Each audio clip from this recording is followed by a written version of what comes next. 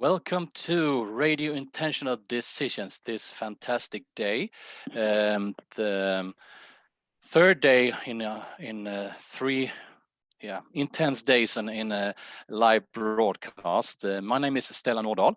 I'm one of the hosts for Radio Intentional Decision, and together with me here today is one of my inspiring people I know who are inspiring me with a lot of thoughts and a lot of new ideas and also uh, different types of worldview thoughts, I would say. Rikard Lundgren, welcome. Thank you. What an introduction. Yes, and we I've invited you of many reasons, and one of them is that I'm always curious of what is on your mind. This weekend has been really achieving a milestone for us. 4 years ago, I set out to start both a company called To Change World and non-profit organization called Food to Change. All of them working in the same direction to help solve problems locally, and thus creating a stronger society locally. The system is then supposed to be spread globally, so to speak. So in that sense, we will export like problem solving all around the world, and that's the aim of this. And for me, who has seen this fantastic project of yours as one of them, you told me both the thought models you're working with, but also the specific project called Food to Change. As I've seen that develop and manifesting into this world, I would say I've also seen that you're actually not finding solutions to problems. You're actually by the whole setup making a problem into an asset. Couldn't you tell me a little bit about the Food to Change project as a or and a physical example on how it can look like? Yeah, I mean, food change is all about reducing food waste, which is one of the major catastrophes, actually, ecologically speaking, in the world today. And what we do is really quite simple. We gather information on where we can find this food waste, like in different stores, convenience stores, and things like that. And instead of throwing it away or making gas out of it, we connect people who is having a rough time with this food, and we do that in a somewhat real-time kind of system. It's almost based on like peer-to-peer technology, where we share things directly, and as you say, we turn problems into assets more or less and create solutions. We take two huge problem areas or problematic areas in the society where we have a lot of waste, and in this case food waste, and another area is this social exclusion that we find everywhere due to various numbers of reasons. And but if you put those together in some ways, you can create solutions together where you actually help both of these areas to become better and stronger, and reduce the pain, both ecologically and socially speaking. So in more concrete terms, we actually we send out hero undertakings. It's actually assignments just like James Bond or X-Men would get on like an SMS, that are you able to help us reduce some food waste on Tuesday in this particular store? Please answer yes or no within 15 hours. Otherwise, the assignment will go to another agent, so, or another hero as they are. You're calling all of the those who are working with this for heroes. I like that. We're actually not only calling them; they are heroes. They have created definitely. that. So it's a different thing, really. If you call people things, they might like it or not. But I mean, they're actually creating this heroship themselves. Each and every person who makes an effort, irrespective if you have a hard time or rough situation in life, or not. I mean, everyone who's working with it is creating this, and for that they are heroes for all of us, actually. Yeah, I agree, and this is what I find so very interesting in this. We can call it possibility that you have created. It's not just a solution to a problem. It's creating a new setup, actually, as you said, that we don't look at it as, even if it's problematic, it's not a problem. It's more like, how can we take two assets, people who become heroes instead of receiving help all the time. They can help us as a society. Yeah. And then the other asset, a lot of food, which I would believe always is an asset, as long as it's fairly fresh. Yeah, for sure. And you're really into this pinpointing what's so specific and what I think is so great about this. And I only try to describe this from a member or a hero point of view. When they come, it's a non-profit, so you have to become a member in order to do this work through this organization, at least. And what's so special about this is that the first time the person comes to this hero undertaking, it's actually, the acronym for that is HUG. It's hug. Like we have been handing out like 50,000 hugs so far. I mean, it's marvelous, hugs everywhere. And they come there and they like crawl into the store. They are just hugging the wall, you know, trying to not be seen, and think that this is some kind of charity thing, you know, and it's a little bit embarrassing and so on. And the first time they come there and they get their bag, they take the food from in the bag, and all of a sudden the host there, the volunteer, just look them into their eyes and say thank you. And they're like, what? I'm the one who's supposed to be thanking. Yeah, you can of course, but the cool thing is here that you're actually doing something for the environment, which is something we all can thank you for. I mean, and wants to thank you for. So the first time it's a little bit, you try to hide, maybe go in, sneak in on the side and so on. But once you start going there, and once you see that you get a high five, you get a thank you, and you actually start to realize that you're contributing to something really great here, then all of a sudden you come there with a sense of pride and a sense of meaningfulness, you know, like this, and you're some kind of belonging also. You belong to something greater, and that's all, you're included in something greater. And that personal journey is for me one of the most important aspects in this. It's really based on the fact that we want to redefine charity as it is perceived today. Because most people, when I ask them if they what do they think about charity when they hear it, it's a good thing or is it a bad thing? Most of the people I ask say that it's a good thing. But my next question is always then, how many times have you received charity? How many times have you received charity? And then not so this many. is really interesting what you're into now. It really triggers me, you know that. Yeah, exactly, because then all of a sudden, oh no, I haven't done that. Or maybe one or two in a big group of people, probably more at one point if you define it as traditionally speaking, but they are a little bit embarrassed to show that in front of everybody. And that's my point. How can we say that it's so good, that it's when it's only good for the giver, and it's and you come to that transaction out of necessity, and you're really forced into it because you have no other options. And then when you receive something from this person or this organization, even though most charities doesn't ask you to be thankful for it, I mean, I haven't seen that anyway, there is some kind of norm that you should be at least be feeling thankful. And so you're forced into this situation where you have to receive something because you're in a shitty situation, to be honest.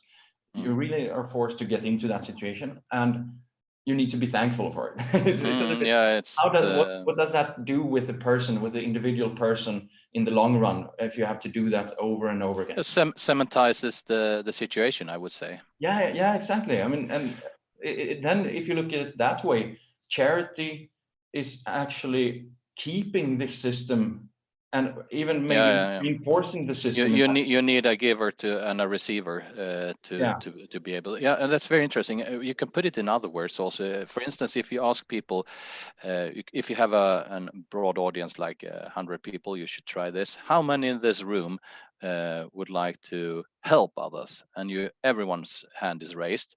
And then the next question, hand on heart, how many of you ask for help? Yeah.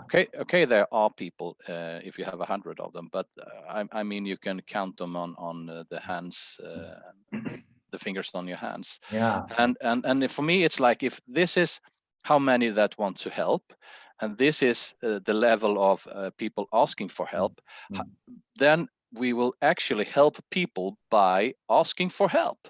Yeah. So so it's a gift. Asking for help is a gift. It's a gift, totally convinced. but as long as we see asking for help as something that is diminishing ourselves, we're not doing that to ourselves. We're actually doing that to everyone, even the ones that are supposed to receive the help. And that's odd. I actually got an question yesterday. I didn't see it until this morning. It was a friend of mine who was he had put himself in a quarantine for 14 days. So he asked a little small group of people, which I believe he trusts a lot, on help with making his daily grocery, buy grocery and stuff like that. And I mean, now maybe in this specific point we are in time and place, all of a sudden it is okay. I mean, I haven't received any of that type, and I've had more of those. That was just yesterday or today, if I look in my in my worldview, because I've been quite intense here in the studio. So the interesting thing is that before that I haven't received any ask for help almost. No, maybe some specific people who have turned it into an idea, like you have. A friend of mine, Carl is his name. He lives in a big farm, and once a year he has like invited all the people he knows to, and he calls it a little bit charity. He's called it Wilhelmsgård Work for Food program. So, and then people come there and we do the work together. We renovate the house, we do the garden together and so on, and then we have a party in the evening. But most people don't think like that. Yeah, exactly. I totally agree, but I also see that there's a difference between age groups. I mean, different what kind of generation you come from. I want to show you an example here, and I will see if that works in this live stream here on the cam. But this is how it looked yesterday, and this is modern banking for you. This is an 80-year-old man who sent out his locked. He put the wrong PIN 3 times into his bank. This digital device that you get codes from. So I need to help him go to the bank to get this unlocked, and he sends out a bag through the window. Yeah, I really love that one. Now I understand what it is. Okay, so this is trust, I would say. This is trust, and this is also something, but that's one part of it. The other part is that this guy, I've known him for 12 years now. He's been like a diver in the army in the 40s and 50s. He was patrolling the coast. He's been a firefighter. He's been working metal his entire life, and he's an inventor. Now, when he's totally, he sees that it's totally in the hands of others to get things done, and that makes him feel. He says that he makes him feel worthless. And I try really to work with him with this, because it's totally the opposite. He gives me a gift to be able to help him also, that I can. Yes. That is. And I tried to say that. When was the last time you had a colleague that came to you and asked you, so I know that you're really knowledgeable about this subject. Could you please help me out with this question I've been dealing with a long time? How does that make you feel? Yeah, proud, of course. Yeah, exactly. So if we get that into our everyday life in work and so on, and we start asking help from people and tell them, I'm asking you because I think that you are knowledgeable, that you have value, that you can show and teach me something, and I can learn something. I mean, this is really, really interesting, because and I want to connect what we're talking about now to a coffee table talk we had 2 days ago, and the interesting thing here is that when we talk right now, you and I, we anticipate that, and this is actually the case also, so it's just not something we anticipate. We anticipate that a person don't want to ask for help, they want to help, right? That's the situation more or less. And interesting thing was that 2 days ago in the table talk, coffee table talk we had actually the opposite thing, and see how if you can see the same thing here as I do. This is about business, making business, and in making business, there are almost a rule that you should win and someone else is then losing. We call it competition, and when you do so, you're actually taking stuff almost. And what we talked about was, can give us gain be a way forward? That was the question we were asking ourselves in the coffee table talk, because in that context, Can you say that again? Given gain. give us gain. Okay. Give us gain. The Okay. philosophy of giving without anticipating receiving. Yes. Because in the business context, it's the quite opposite. It's okay to take, but not to give away. You're even seen as stupid if you give something away without exchanging it for a lot of money. Yeah, it's actually worse than that. We have let's say, kind of infrastructure in our society when it comes to tax systems, political systems, to business systems, and how that is set up, that doesn't really cater for this situation where you give things without a gain, especially if you're having a company that is supposed to be run for profit. Then it's very strange, and then you start thinking, what's that? They try to do something. I mean,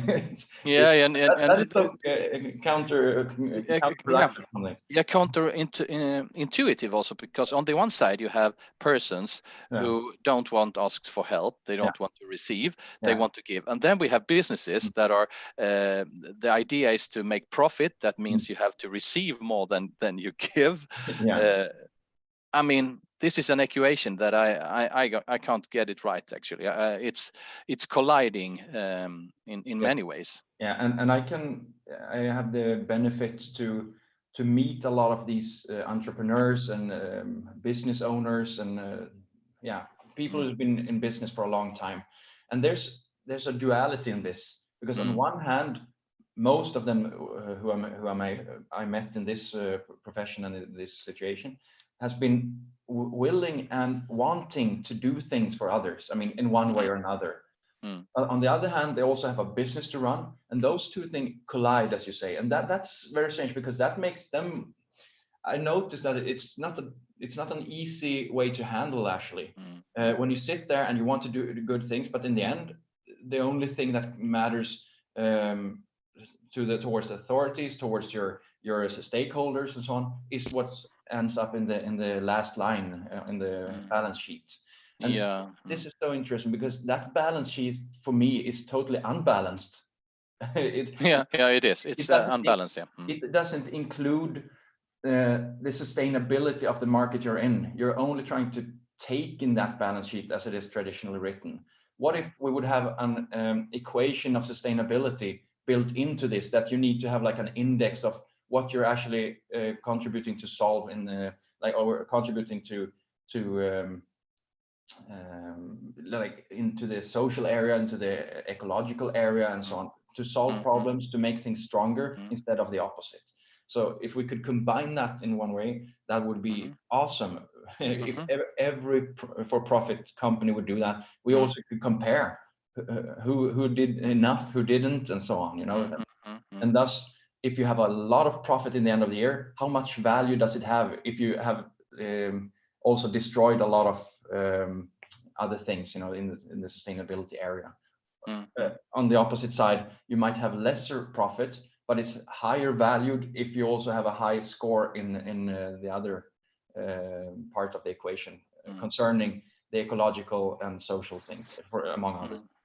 So we have some interesting issues here, because when you talk about sustainability, we're drawing those circles of economical sustainability, the ecological or environmental, and then the social.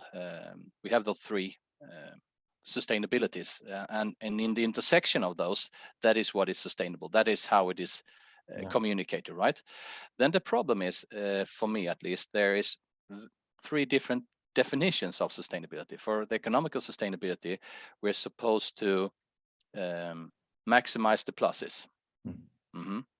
And for the environmental, we should minimize the minuses. So it's on the minus side, and we should minimize the minus. And then for the social, I believe we are like in middle, around the zero.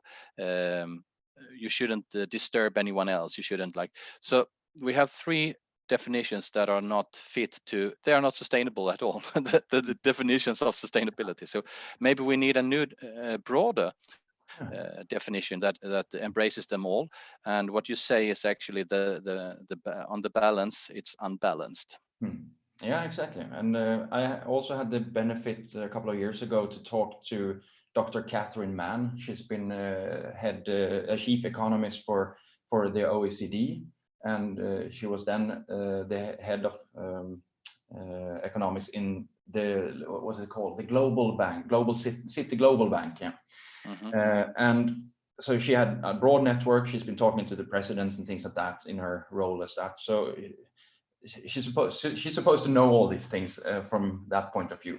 And I asked her, this was in Almedalen, and I asked her, if we look in 50 or 100 years time, do you see any paradigm happening when it comes to the economical models that we're using today? I mean, or what do you see in this area? And she told me that the basic things will be the same probably.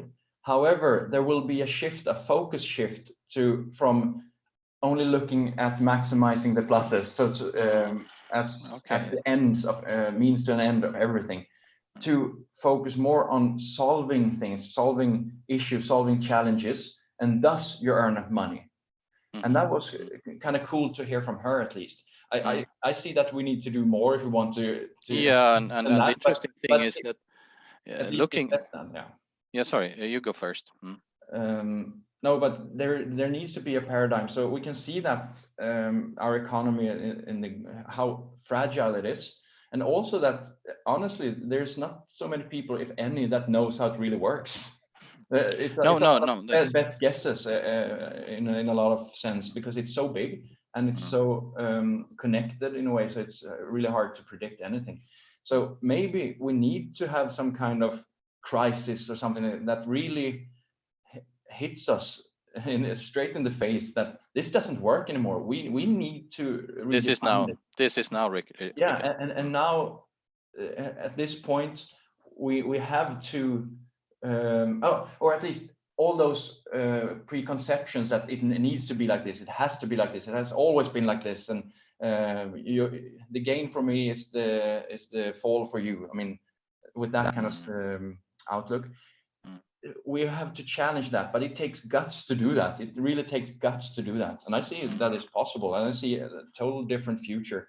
The thing is, I also realized when talking about this, because I've been studying the term egoism a little bit during the autumn here, to see what drives us, to see from different points of view, from a political point of view, from a biological point of view, different social point of views.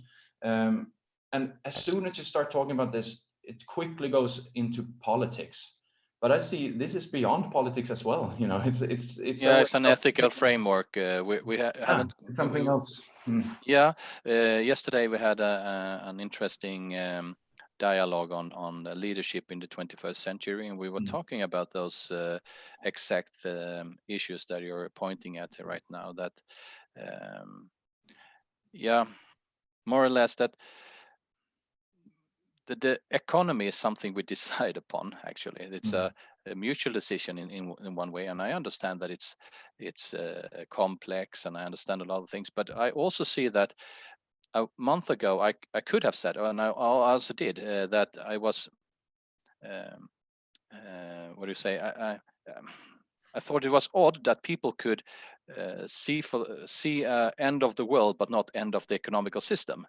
And then all of a sudden it's not like that any longer.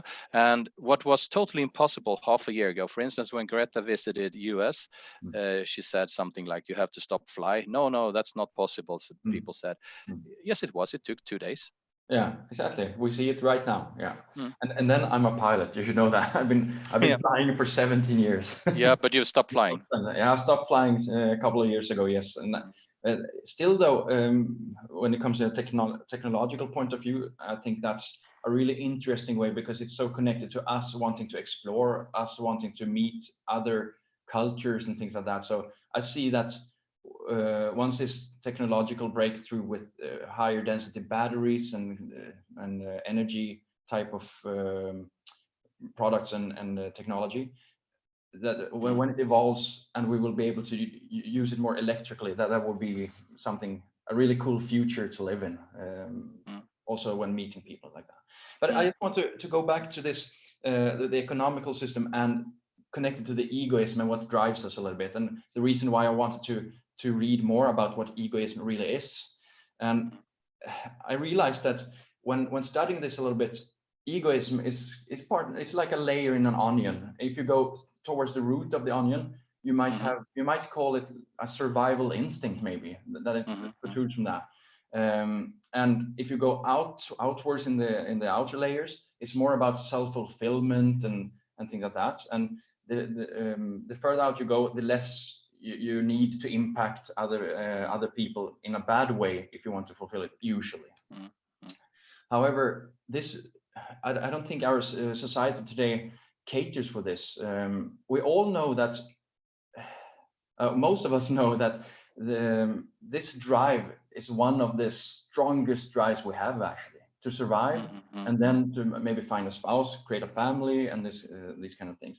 And it's totally normal. I mean, I would say that it's normal that we try to take care of ourselves, our family, our house, maybe our neighbor's house, because it's important that it doesn't burn down, because it can affect us. So we care about that. We care about our little village more than the village next doors.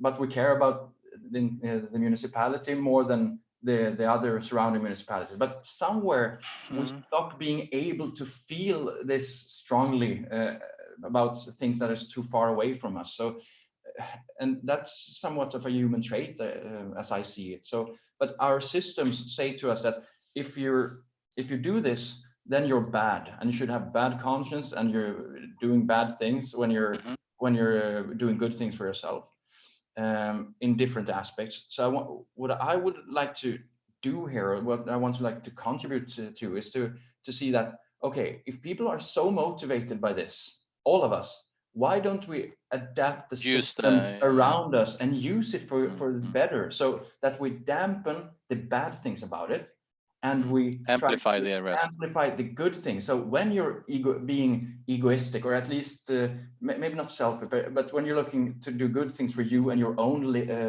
little world, it also creates benefits for other people's worlds around you, irrespective if you're interested or not in it.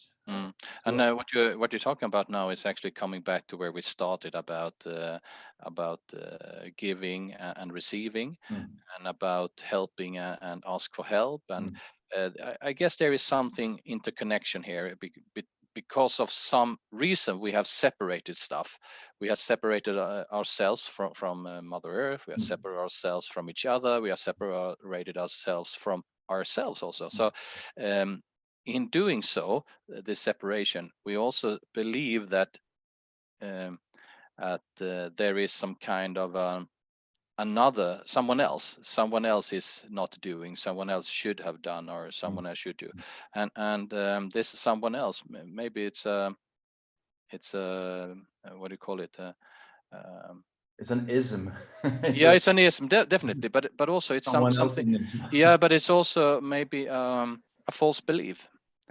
Because for instance, if I heal myself, and I'm actually a part of the environment, because I have to be, there has to be someone that experience an environment for it even to be a concept of giving meaning. So I have to be actually in that the conscious agent within that environment. So by healing myself, I'm actually contributing to heal the environment. So if in your terms, it would be, if I do something that is good for me, it's also good for us, as you and I are us, or we as whole, or whatever it is. So we have to shift in many ways the worldview, I would say. Totally true. And one of the tools to do this is to also becoming aware of it in some way, some extent. You need to become aware of it, because it's very difficult if you're not knowledgeable about it and you're unaware of it. Because how are you supposed to be aware that you don't know enough about something? That's why we have teachers. That's why we help each other to step on each other's shoulders knowledge-wise, throughout the history, in most cases, anyway. But we need to have some kind of feedback into this to see that it actually affects others in a positive way, and thus it's good for me also. So it comes back to you that when you do things for others, it makes you feel good. So it's actually this kind of self-centered thing as well. But that's what I want to pinpoint. That's not a bad thing. It's a good thing. We just have to acknowledge it and don't be ashamed of it. We just need to make sure that when you're doing these things and with this motivation, that you do it in a way that affects other people's worlds positively. In that sense. And before we end this dialogue, a little bit about to change.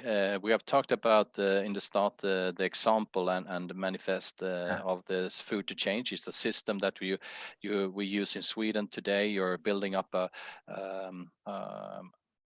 an organization around this idea, connecting people who can be heroes in solving the food waste issues, and at the same time we get rid of the problems of and so on. And we have also talked about what factors here are actually interconnected, and we have talked about receiving and giving, helping and ask for help, and I and you and we and us.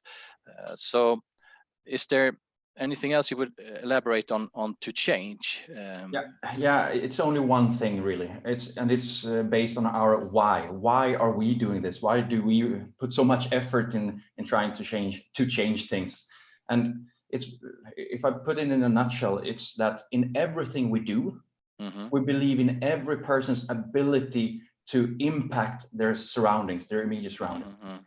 We also believe that together we can impact an even further extent. And if we do this, we do this through empathy, through engagement, through proactivity, that actually enables these aware choices to be happen. I mean, the intentional decisions that you're talking about, you've been a big inspiration for me about this. And I see up here, that's your book. Yeah, okay. I like that one. Yeah, but those decisions, they lead to a world where no one and nothing is wasted. The result of this is a world with clean air and water, good food to eat, and people that are aware in a great and extraordinary nature. So my question to you and to the people listening here, when do you want to change? Yeah, that's a really good question. And when do you choose to change? So It's one an thing, intentional decision. That's why we're not called for change, because that's a passive sentence. To change is to actually do the change. Yeah, and on all the levels, I would say. And I'm thinking here of if we want to have some inspiration in this, I would say we can look at the system that the Earth is giving us. Nothing is wasted, even the poo is is an asset. So everything else is a mind construct. Yeah. It is an asset, yeah, for sure. Yeah. So finding systems that are non-linear would be of extreme interest right now, I would say, and amplifying those. So I'm very glad to have had you on the show. So thank you for that, Richard. And we're actually broadcasting tomorrow also from Radio Intentional Decisions, but before that are like another 10 or 15 programs or concepts or whatever. We have actually, this is interesting, right, Rikard. We have, I guess we counted yesterday, so far we have 50 program concepts in this Best for the World weekend, and that's interesting. And it's an idea that was created for 2 weeks ago. Yeah. So totally amazing. Yeah, totally You're doing amazing work, you and all the other people involved in this. Yeah, there are a lot of. I think we also counted how many that have been engaged in only the broadcasts, not around, but only in the broadcast. Approximately 100 persons around the world. Extraordinary. Earlier today it was Bali. Yeah, exactly. And I had a fantastic dialogue yesterday morning with Pakistan and all around the world, Holland, Denmark, plenty of places around the world. So and you're in Sweden, in Västerås, I believe. Yeah, right now, I'm sitting here just waiting to when we end this conversation, we will go out into the nature and I will make some coffee over open fire and just enjoy the sun and good fresh air. Yeah, so let that be the last words of this broadcast. And thank you to Richard, and thank you to all your listeners and viewers. And see you soon again. Bye. Bye bye.